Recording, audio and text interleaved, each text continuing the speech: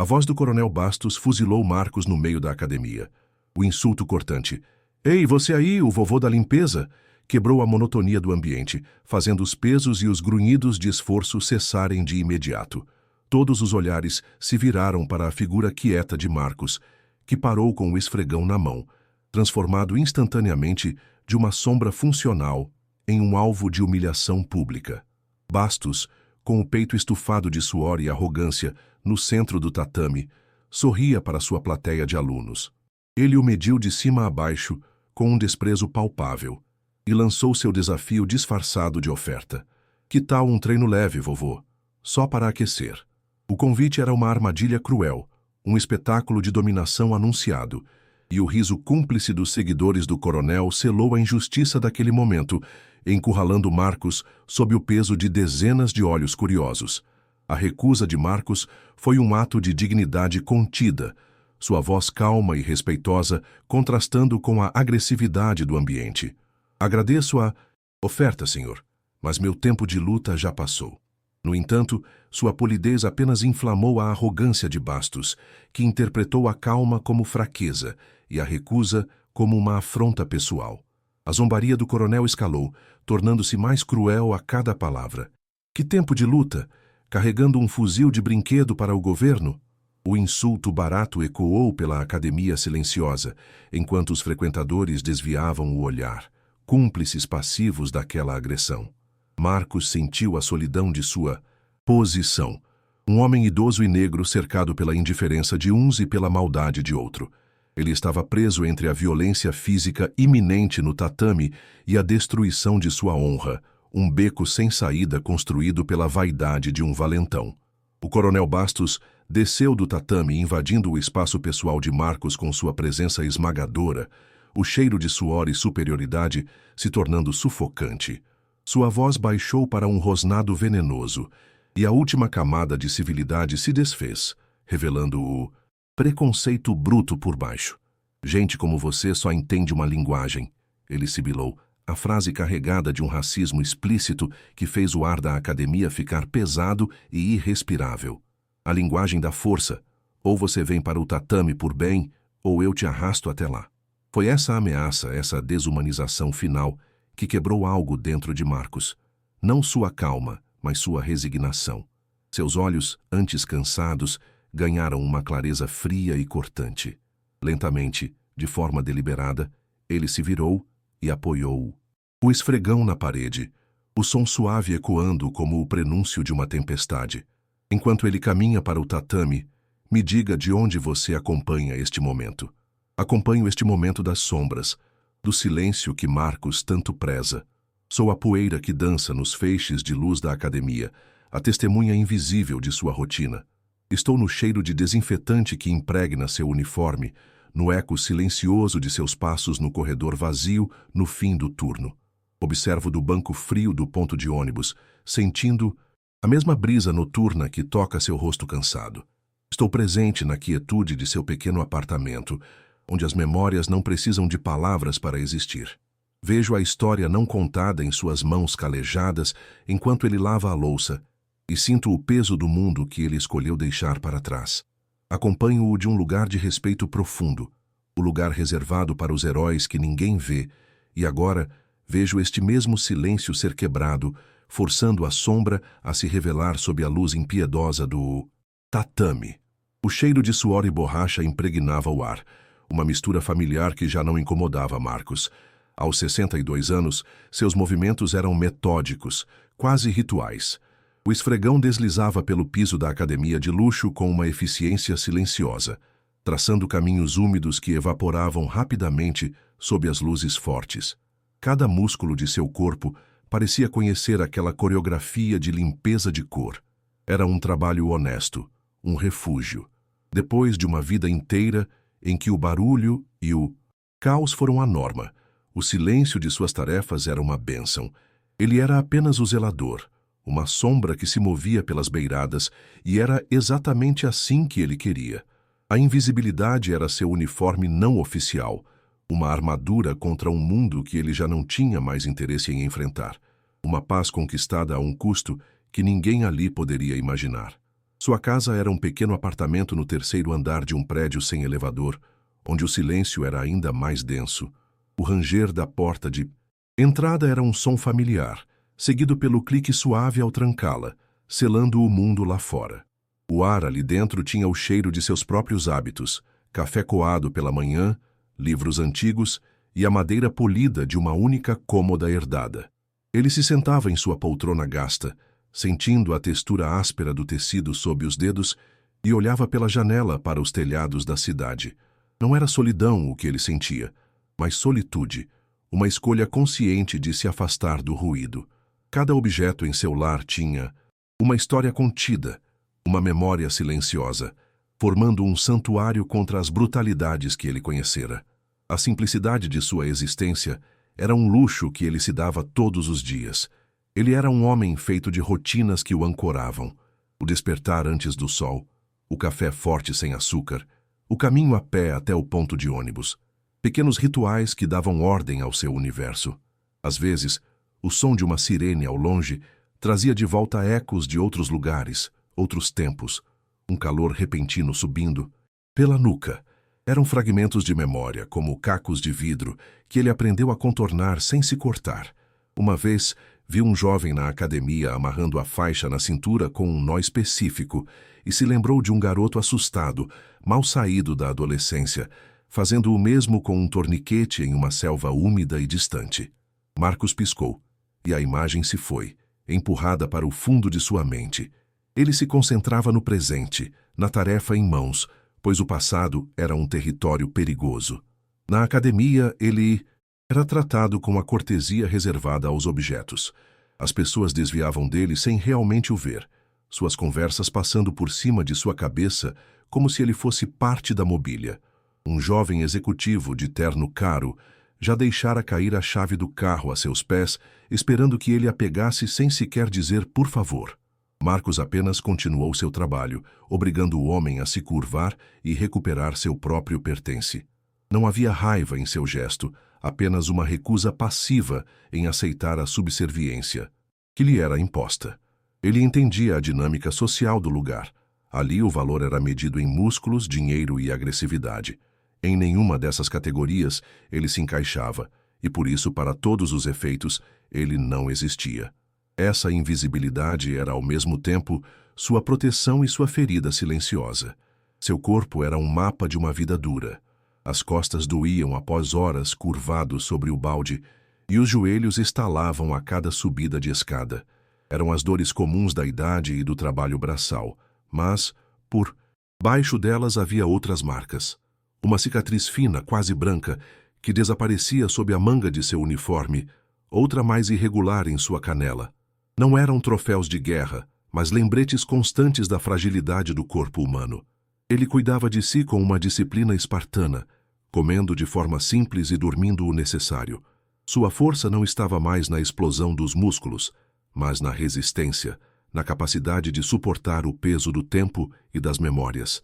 Era uma força quieta, interna, forjada, não no aço dos halteres, mas no fogo de experiências que o ensinaram o verdadeiro significado de sobrevivência.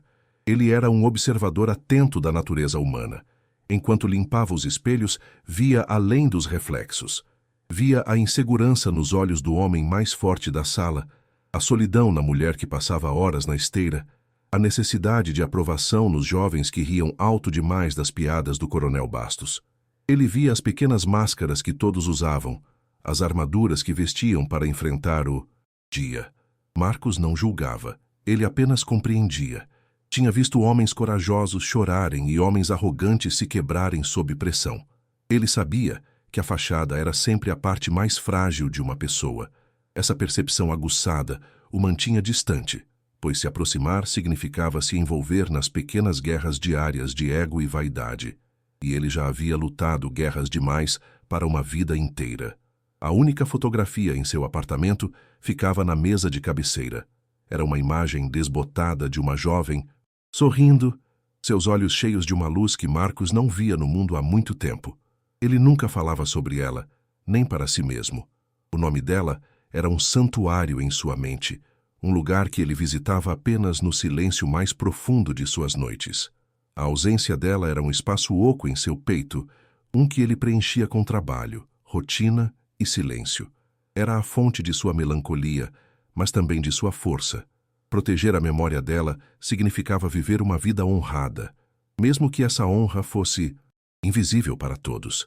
Era por ela que ele buscava a paz, por ela que ele suportava a indiferença do mundo, transformando sua dor em uma dignidade silenciosa.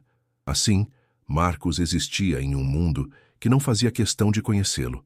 Um homem idoso, negro, zelador, rótulos que o definiam para os outros, mas que não tocavam a essência de quem ele era. Ele era um veterano, um viúvo, um filósofo do cotidiano, alguém que encontrou um jeito de viver em paz com seus fantasmas, construindo uma fortaleza de simplicidade ao seu redor. A academia era apenas um cenário, o seu uniforme um disfarce. Por baixo da superfície de homem comum e subestimado, havia camadas de disciplina, dor e sabedoria. Ele era um oceano de experiências contido em um copo d'água, e sua calma era a quietude da superfície, que escondia as correntes profundas e poderosas que corriam por baixo, prontas para serem despertadas pela arrogância de quem se atrevesse a perturbar suas águas. A nova normalidade de Marcos durou exatamente uma semana. O respeito silencioso que agora o cercava na academia era um bálsamo estranho, preferível à invisibilidade, mas ainda assim inquietante. Ele não era mais um fantasma, mas uma presença notada, e isso o deixava vulnerável. Naquela terça-feira, enquanto esvaziava uma lixeira perto da recepção, a porta de vidro se abriu, e o fluxo de ar condicionado trouxe consigo não o cheiro da rua, mas a presença inconfundível da autoridade. 2 policiais uniformizados entraram, seus passos pesados, e a seriedade em seus rostos cortando a atmosfera de suor e esforço. A música pareceu baixar de volume. As conversas morreram. Marcos sentiu um frio antigo na base da espinha, um instinto de alerta que ele pensava ter enterrado para sempre.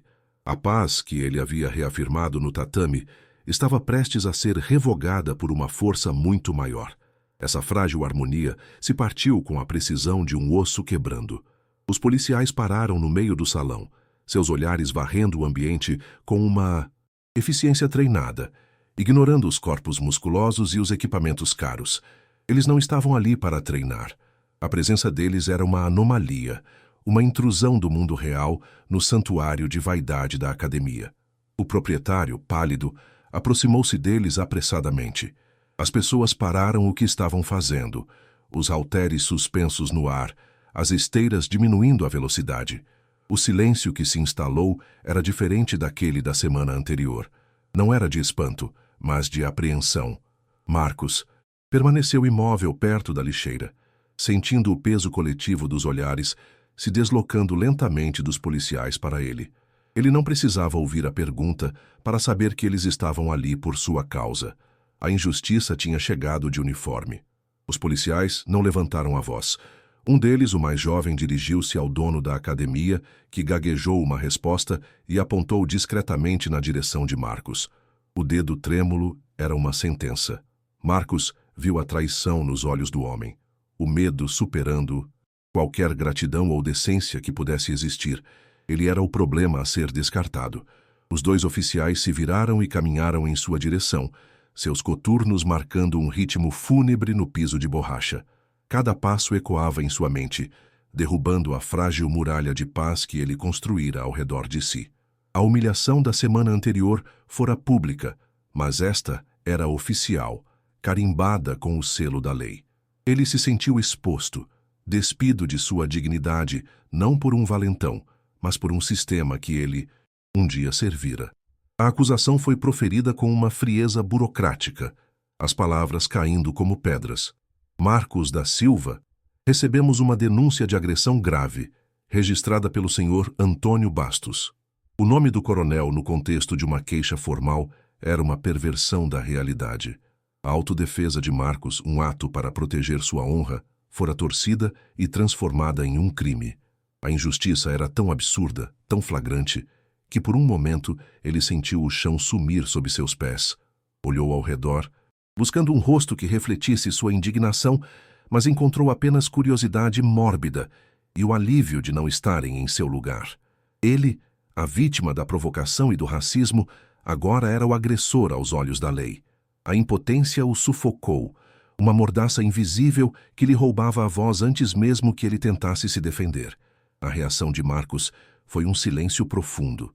Ele apenas assentiu, seus olhos fixos nos policiais, avaliando, calculando, como fora treinado a fazer. Ele sabia que qualquer protesto ali seria inútil, apenas reforçaria a imagem de um homem violento. Precisamos que nos acompanhe para prestar esclarecimentos, disse o policial mais velho, a voz neutra, mas o comando absoluto. Em seguida, veio o pedido que ele mais temia: documentos, por favor. Entregar sua identidade era como entregar a chave de seu passado. Era admitir que ele não era apenas um zelador, mas um homem com uma história que continha registros e eventos que poderiam ser facilmente mal interpretados. A cada segundo, a armadilha se fechava mais, e ele sentia o cheiro de ferrugem de portas de cela que ele conhecia de outros tempos, de outros lugares. Um dos policiais, o mais velho, examinou o documento com atenção. Seus olhos passaram pela foto, pelo nome e pararam na filiação. Ele ergueu o olhar para Marcos e, por uma fração de segundo, a expressão profissional vacilou, substituída por um lampejo de reconhecimento sombrio. Não era um reconhecimento pessoal, mas de arquivo, de história. Marcos da Silva. Ele repetiu o nome, mas desta vez o som era diferente, carregado de um peso que não estava lá antes. O policial trocou um olhar significativo com seu parceiro. Naquele instante, Marcos soube que a situação havia mudado. Ele não era mais apenas um suspeito de agressão.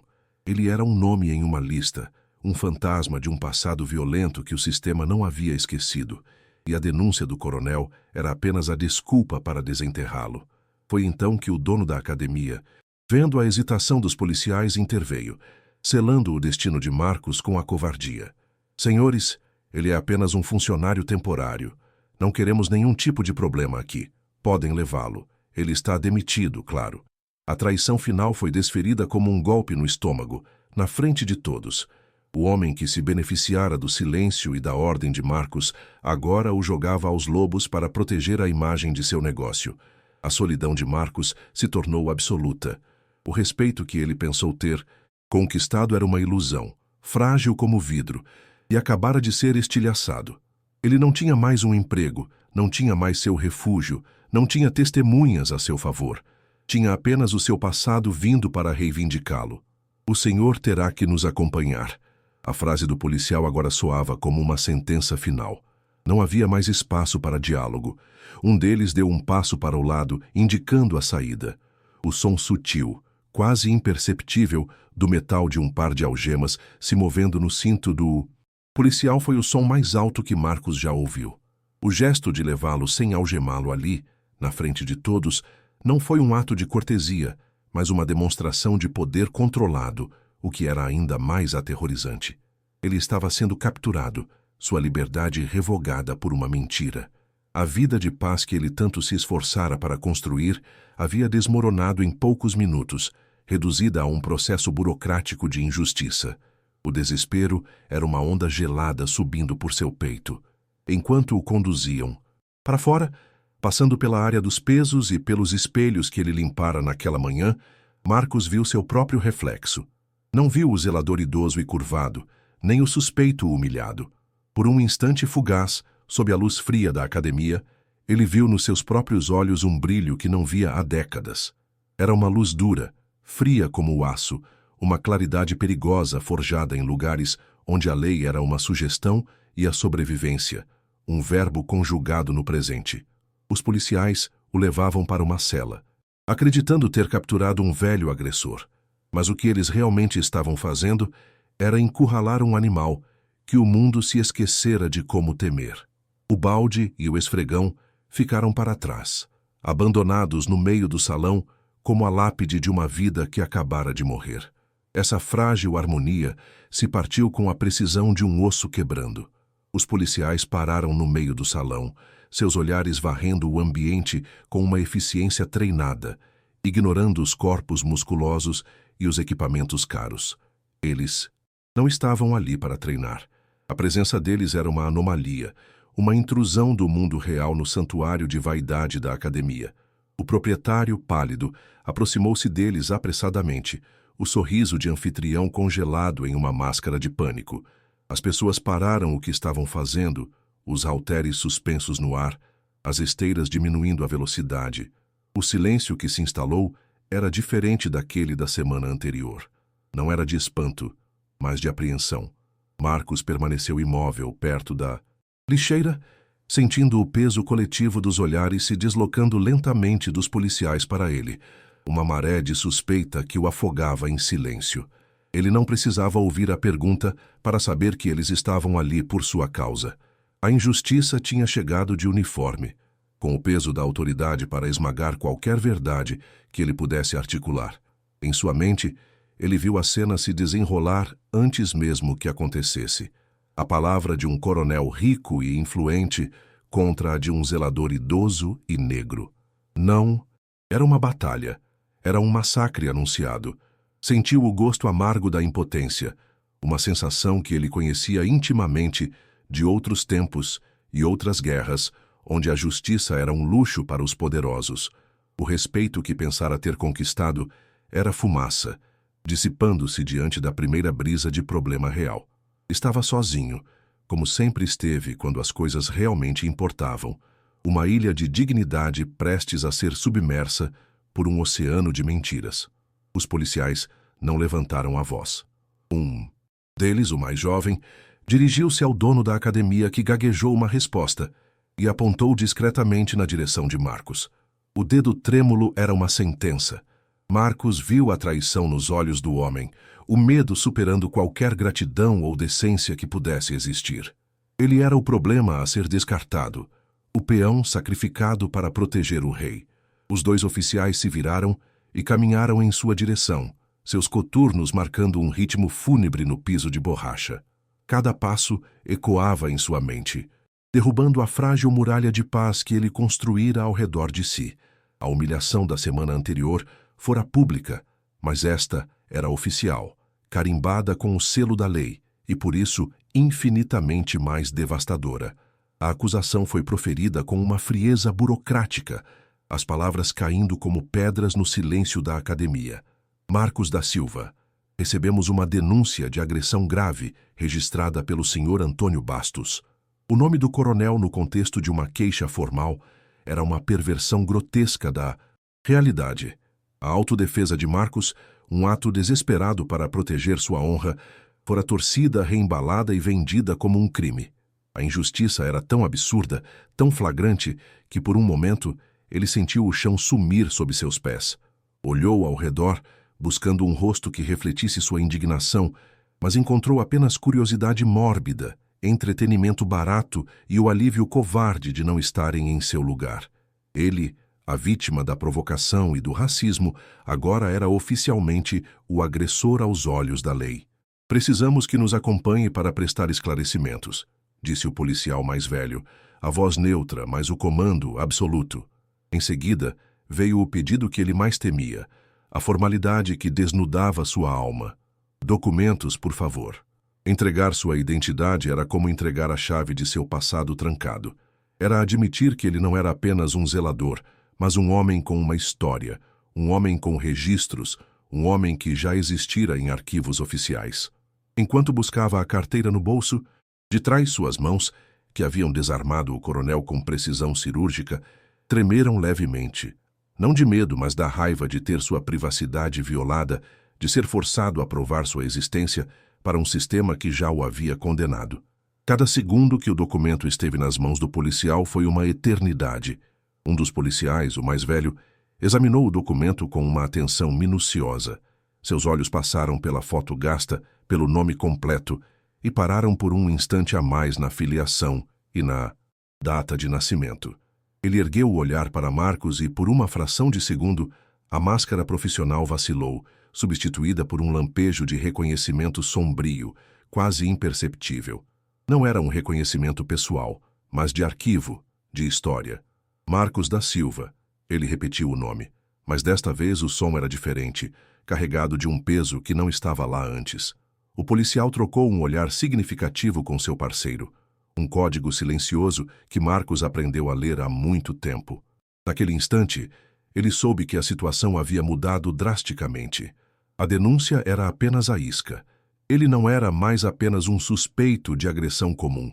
Ele era um nome em uma lista, um fantasma de um passado violento que o sistema nunca esquecia, apenas arquivava.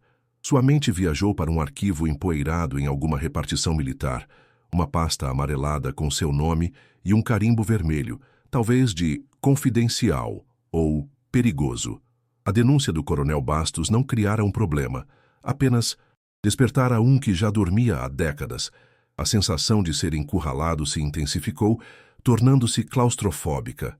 Ele não estava sendo preso pelo que fez na academia, mas pelo que ele era, pelo que um dia fora forçado a se tornar. A armadilha não era o tatame nem a delegacia. A armadilha era sua própria vida, seu próprio histórico indelével. Foi então que o dono da academia, vendo a hesitação dos policiais e sentindo a oportunidade de se livrar de um problema maior, interveio, selando o destino de Marcos com a mais pura covardia. Senhores, ele é apenas um funcionário temporário. Não queremos nenhum tipo de problema aqui. Podem levá-lo. Ele está demitido, claro. A traição final foi desferida como um golpe no estômago, na frente de todos. O homem que se beneficiara do silêncio e da ordem de Marcos, agora o jogava aos lobos para proteger a imagem de seu negócio. A solidão de Marcos se tornou absoluta, um vácuo gelado. O respeito que ele pensou ter conquistado era uma ilusão, frágil como vidro, e acabara de ser estilhaçado contra o chão. Ele não tinha mais um emprego, não tinha mais seu refúgio, não tinha testemunhas a seu favor. Tinha apenas o seu passado vindo para reivindicá-lo, trazido à tona pela vaidade de um homem ferido e pela covardia de outro. A vida de paz que ele tanto se esforçara para construir havia desmoronado em poucos minutos, reduzida a um processo burocrático de injustiça. A escuridão que ele mantivera à distância por tanto tempo, agora o envolvia por completo, e pela primeira vez em anos, ele não sentiu vontade de lutar contra ela. Uma resignação fria tomou conta de seu corpo, a calma de quem já perdeu tudo e não tem mais nada a temer. A noite de Marcos mal havia começado, mas a sensação era de um fim definitivo. O senhor terá que nos acompanhar. A frase do policial agora soava como uma sentença final, desprovida de qualquer ambiguidade. Não havia mais espaço para diálogo ou defesa. Um deles deu um passo para o lado, indicando a saída, com um gesto de cabeça. O som sutil, quase imperceptível, do metal de um par de algemas se movendo no cinto do policial foi o som mais alto que Marcos já ouviu. O gesto de levá-lo sem algemá-lo ali, na frente de todos, não foi um ato de cortesia, mas uma demonstração de poder controlado, o que era ainda mais aterrorizante. Ele estava sendo capturado, sua liberdade revogada não por um crime, mas por uma mentira que se encaixava convenientemente em uma narrativa que já existia sobre ele.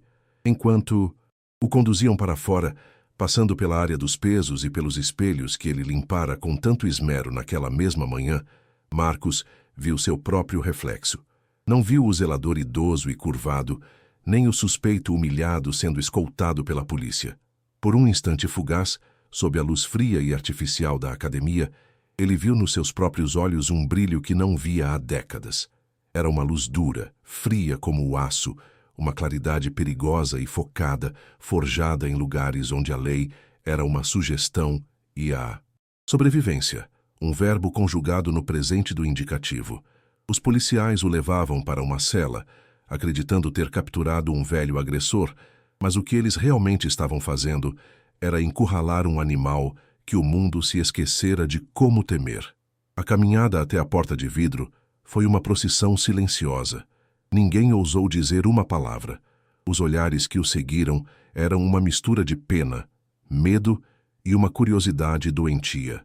Ele era o espetáculo do dia, a história que seria contada e distorcida nos vestiários por semanas. Ele passou pelo balcão da recepção, onde uma jovem que sempre o cumprimentava com um sorriso, agora olhava para o computador, fingindo não o ver. A exclusão era total. Ele não era mais Marcos, o zelador quieto.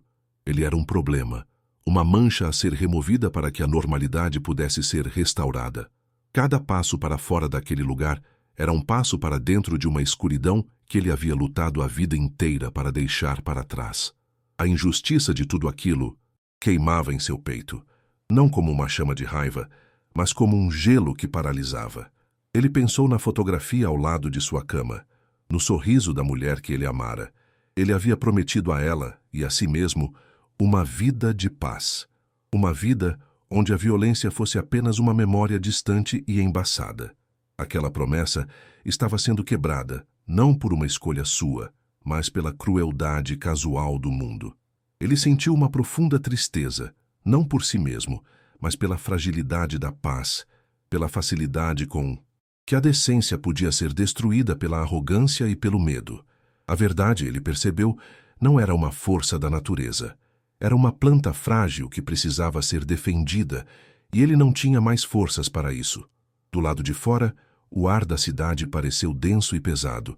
A porta da viatura estava aberta, um convite sombrio para o desconhecido. Ele olhou uma última vez para a fachada da academia, um templo de vidro e aço, onde ele havia encontrado um refúgio temporário. Agora, parecia apenas mais uma jaula. A ironia era cruel. O lugar onde ele reafirmara sua honra se tornara o palco de sua desgraça final. Confessa, não esperava que a vingança do coronel fosse chegar nesse ponto, né? Quero saber qual parte mais te deixou preso, porque a verdadeira natureza do passado de Marcos está prestes a colidir com seu presente. Ao se curvar para entrar no carro, ele sentiu a mão de um dos policiais em suas costas, um gesto de controle, não de apoio. A porta se fechou com um baque surdo, selando-o dentro daquele compartimento de metal e acrílico. O som da sirene não foi ligado. Eles partiram em silêncio, deixando a academia e a vida que ele conhecia para trás. Através da grade que o separava dos bancos da frente, ele viu o mundo passar do outro lado do vidro, distorcido e distante. As pessoas na rua, os carros, os prédios, tudo parecia pertencer a outra realidade, uma da qual ele acabara de ser permanentemente exilado. Ele não era mais um cidadão, era um prisioneiro. O policial mais velho, que dirigia, olhou para ele pelo espelho retrovisor. O olhar não era de desprezo, mas de uma cautela profissional, quase de respeito temeroso. Marcos da Silva, ele disse novamente, a voz baixa, como se testasse o peso do nome na própria boca. Fazia muito tempo que eu não ouvia falar desse nome. Pensei que estivesse morto.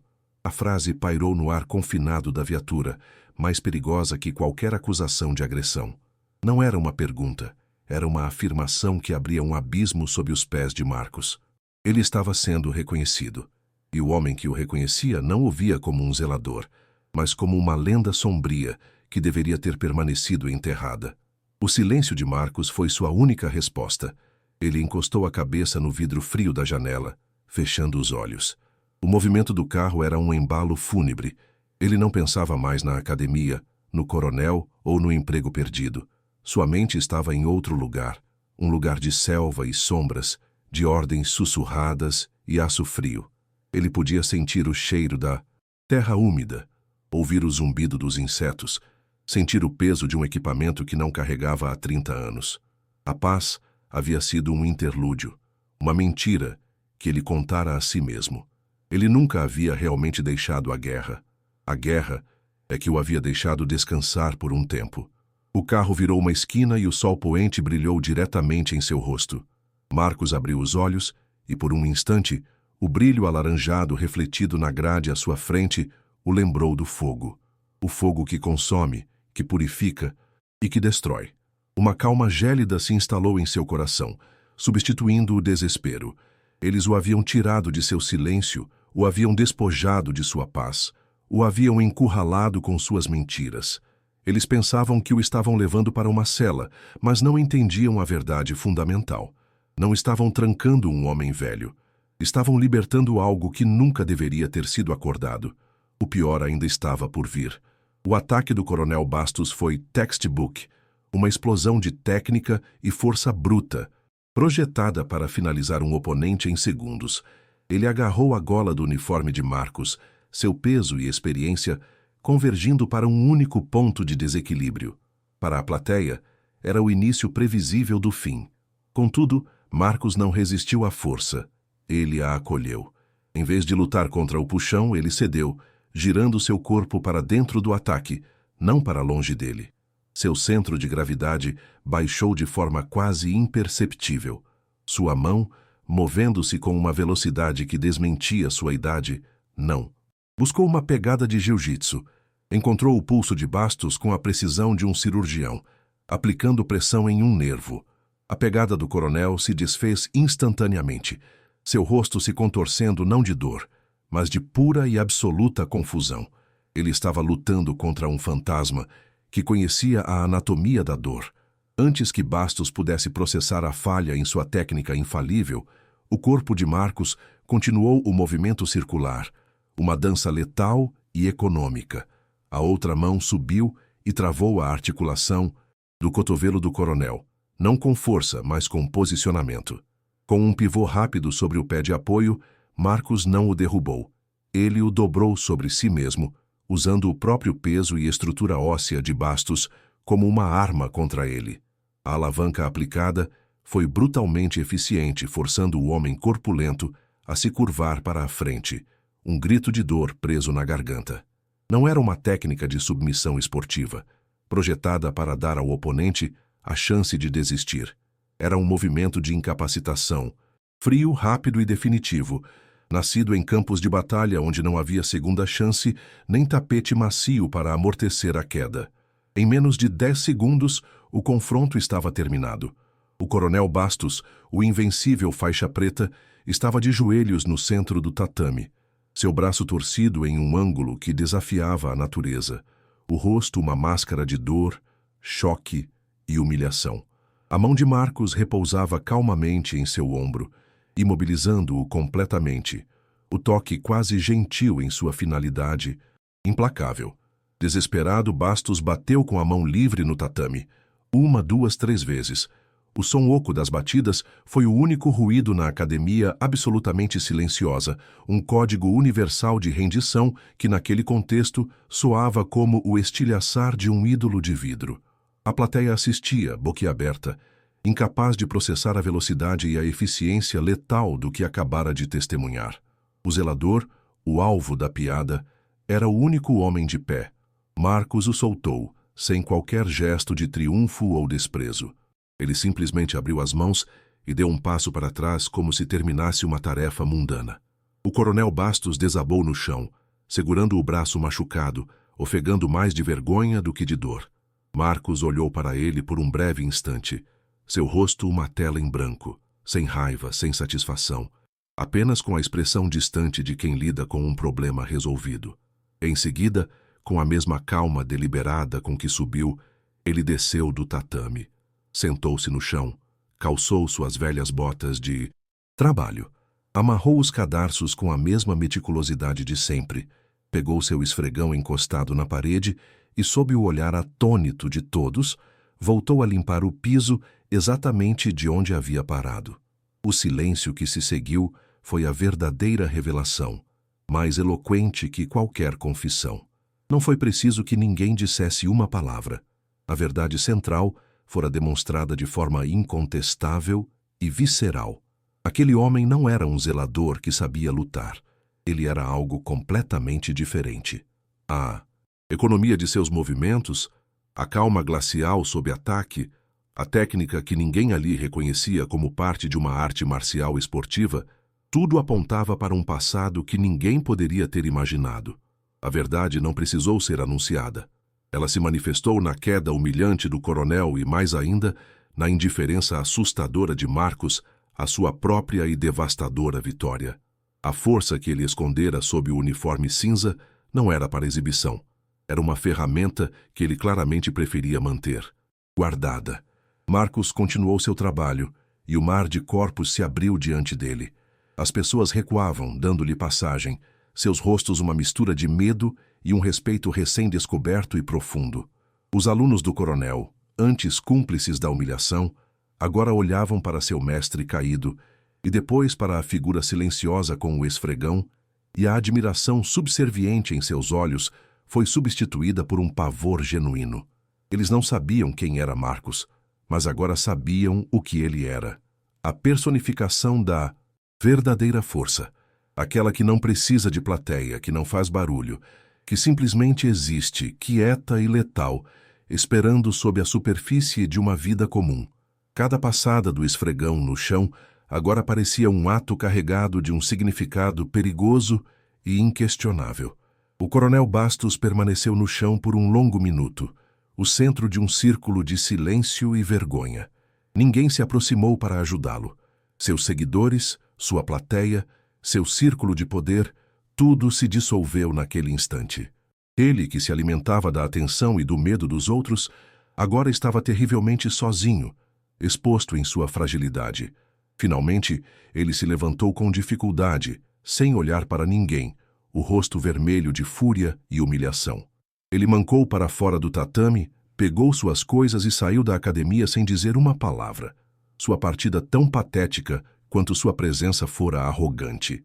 A academia inteira exalou coletivamente um suspiro de alívio e choque. O tirano havia sido deposto, não por um comitê ou uma revolta, mas pelo toque silencioso de um homem que ele tentou apagar. A atmosfera do lugar mudou para sempre. A energia tóxica de competição e dominação que Bastos cultivava foi purgada por aquela demonstração de poder contido. Marcos continuava sua rotina, esvaziando lixeiras, limpando espelhos, mas agora se movia em uma aura de respeito intocável. As pessoas o observavam pelo canto dos olhos, tentando decifrar o enigma. Ex-militar, forças especiais, mercenário aposentado. As especulações corriam em sussurros, mas ninguém ousava perguntar. Sua calma e seu silêncio se tornaram uma barreira mais impenetrável que qualquer demonstração de força.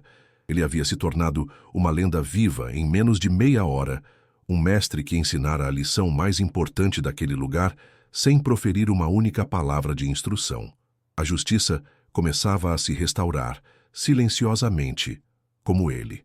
Ele terminou seu turno no horário exato de sempre. Guardou seu material de limpeza no pequeno depósito, trocou seu uniforme cinza por suas roupas civis e saiu pela porta dos fundos, exatamente como fazia todos os dias. A noite o recebeu com seu ar fresco e sua escuridão familiar. Ele caminhou até o ponto de ônibus, sentou-se no banco e esperou. Por fora, ele era o mesmo homem de 62 anos que havia chegado para trabalhar horas antes, mas por dentro, uma engrenagem enferrujada pelo tempo e pela dor havia voltado ao lugar. A dignidade que ele pensava ter enterrado com seu passado havia sido reafirmada, não para os outros, mas para si mesmo. Não sentia orgulho nem alegria, apenas uma calma profunda, a calma de uma justiça adiada que finalmente encontrou seu curso. A queda do antagonista fora completa e pública. A reputação de Bastos, construída sobre a intimidação de homens mais fracos, desmoronou em segundos. Ele não foi derrotado por uma força maior, mas pela força silenciosa de um homem que ele subestimou, um homem que ele tentou despojar de sua humanidade simplesmente por existir. A justiça não veio de um tribunal ou de uma autoridade, mas da aplicação simples e inegável da verdade no tatame, um lugar que o coronel considerava seu reino particular. O reinado do valentão havia acabado, e o agente de sua queda foi a pessoa que ele considerava a mais insignificante, provando que o verdadeiro poder raramente se anuncia com a voz mais alta da sala. A ascensão moral de Marcos, por outro lado, foi igualmente silenciosa e profunda. Ele não ganhou um troféu nem reconhecimento oficial, mas recuperou algo infinitamente mais valioso, a posse de sua própria narrativa. Ele não era mais apenas a vítima, o velho zelador a ser desprezado ou ignorado. Ele era o homem que havia traçado uma linha na areia, não com raiva, mas com uma dignidade de aço. Ele se defendeu sem se rebaixar ao nível de seu agressor, mostrando uma forma de honra que a maioria das pessoas na academia sequer sabia que existia. A sua força não estava na violência que ele era capaz de infligir, mas no imenso autocontrole que demonstrava ao escolher não usá-la até ser absolutamente necessário. Ao voltar para seu apartamento e trancar a porta, Marcos sentiu o silêncio de seu lar de uma forma diferente. Não era mais apenas um refúgio do mundo, mas um espaço conquistado, defendido. A batalha daquela tarde, indesejada e brutal, havia paradoxalmente reforçado a paz que ele tanto buscava. Ele havia enfrentado o eco de todos os valentões de seu passado e saído vitorioso, não porque venceu uma luta, mas porque permaneceu fiel a si mesmo. O caminho para o desfecho estava aberto. A queda do coronel era definitiva, e a dignidade de Marcos, antes uma armadura invisível, agora brilhava com uma luz própria, visível para qualquer um que se atrevesse a olhar de verdade. Ele era finalmente apenas Marcos, e isso era mais do que suficiente. No dia seguinte, quando Marcos chegou para trabalhar, a academia respirava um ar diferente, rarefeito. As conversas cessavam quando ele passava, não por medo, mas por uma deferência solene. Os homens que antes o ignoravam agora o cumprimentavam com um breve e respeitoso aceno de cabeça. Era um reconhecimento silencioso, desprovido de perguntas ou comentários invasivos, uma aceitação tácita de que havia mais nele do que o uniforme cinza sugeria. Ele não era mais invisível, mas também não se tornara um espetáculo. Havia conquistado algo raro e precioso, o direito de ser simplesmente ele mesmo, sem rótulos ou diminuidores. Ele pegou seu balde e seu esfregão, iniciando a mesma rotina de sempre, mas o peso em seus ombros parecia um pouco mais leve, como se uma carga invisível que carregara por décadas tivesse sido finalmente depositada no chão. O coronel Bastos nunca mais foi visto naquele lugar. Sua ausência foi tão retumbante quanto sua presença costumava ser. Dias depois, a notícia de que ele havia cancelado sua matrícula se espalhou em sussurros. Sua reputação, meticulosamente construída sobre a intimidação e a humilhação de outros, desmoronou em menos de 10 segundos. Ele não foi derrotado por uma força superior em jiu-jitsu, mas pela força inabalável de um homem que ele tentou despojar de sua humanidade. A justiça não veio de um tribunal ou de uma autoridade externa, mas da demonstração simples e inegável da verdade no mesmo tatame que ele usava como seu palco de crueldade. O reinado do valentão havia terminado, não com um estrondo, mas com o silêncio esmagador de sua própria e merecida insignificância. A história, claro, tornou-se uma lenda sussurrada entre as paredes da academia. Ninguém conhecia os detalhes, mas a imaginação preenchia as lacunas. Ele era das forças especiais, arriscou um jovem. Instrutor de combate corpo a corpo do exército, supôs outro. As teorias eram muitas, mas ninguém jamais ousou perguntar diretamente a Marcos. Sua história permaneceu sua, um santuário protegido por trás de seus olhos calmos e suas mãos calejadas. Ele continuou seu trabalho com a mesma eficiência e dignidade de sempre, mas agora, quando ele passava, as pessoas viam mais do que um uniforme cinza e um esfregão. Elas viam um homem. Elas viam a prova viva de que a honra não está no cinturão que se amarra na cintura, mas na espinha dorsal que se carrega por dentro, inflexível e verdadeira. A lição daquela tarde ecoou por muito tempo naquele ambiente. Ensinou aos jovens lutadores, mais do que qualquer mestre jamais poderia, que a arrogância é a armadura dos fracos e que o silêncio, muitas vezes, esconde uma profundidade de força que o barulho jamais poderá compreender. Marcos, sem proferir uma única palavra de sabedoria, sem dar uma única aula, tornou-se o maior mestre que aquele lugar já teve. Ele ensinou sobre respeito, sobre autocontrole e sobre o poder devastador que reside na humildade genuína. E ele fez tudo isso apenas sendo exatamente quem ele sempre foi. Um homem bom que já havia lutado suas guerras e que, acima de tudo, só queria ser deixado em paz para viver com a dignidade que lhe restava. Ao chegar em casa naquela noite e se sentar em sua poltrona gasta, Marcos não sentiu euforia ou orgulho pela vitória. Sentiu uma calma profunda, a sensação de um reequilíbrio. A violência daquele dia não fora uma escolha, mas uma necessidade imposta para defender a fronteira de sua alma. Olhou para a única fotografia na mesa de cabeceira, a imagem desbotada de sua esposa sorrindo. Ele havia prometido a ela, e a si mesmo, uma vida quieta. Naquele dia, ele percebeu que a verdadeira paz não é a ausência de conflito, mas a força para enfrentá-lo sem perder a si mesmo no processo. Ele havia honrado sua promessa. Ele havia defendido o santuário de sua paz interior, e agora o silêncio em seu apartamento parecia mais completo, mais merecido. O esfregão apoiado no canto da área de serviço não era mais apenas uma ferramenta de trabalho. Havia se tornado um símbolo silencioso de sua jornada. Representava a vida que ele escolheu, a humildade de seu ofício, o anonimato que o protegia. Mas também representava a dignidade de um trabalho honesto e a prova de que o valor de um homem não é medido por sua função. Ele continuaria a empunhá-lo todos os dias, não como um fardo, mas como um lembrete. Um lembrete de que ele havia encontrado uma maneira de servir sem estar em guerra, de ser forte sem ser violento, e de ser visto por quem ele realmente era, mesmo quando tentava se esconder nas sombras. O zelador havia encontrado sua forma final de honra. Quantas vezes julgamos as pessoas pelo uniforme que vestem, pelo trabalho que fazem ou pelo silêncio que mantêm? A história de Marcos nos recorda que a verdadeira medida de um ser humano não reside em seu status social ou em sua capacidade de gritar mais alto, mas em seu caráter. Reside na coragem de permanecer digno diante da humilhação, na força de controlar o próprio poder e na sabedoria profunda de saber quando e como usá-lo para restaurar o equilíbrio. A honra não é um troféu a ser exibido para o mundo, mas uma fortaleza interna, uma cidadela silenciosa que, uma vez construída com integridade, ninguém pode derrubar, não importa o quão forte eles pensem que são. A verdadeira força não grita, não se exibe, não precisa de plateia. Ela simplesmente é. E quando provocada, ela se revela, não para destruir o outro, mas para defender a si mesma, para proteger a paz e para restaurar a justiça de uma forma que palavras jamais conseguiriam. Marcos não precisou contar sua história, ele a demonstrou.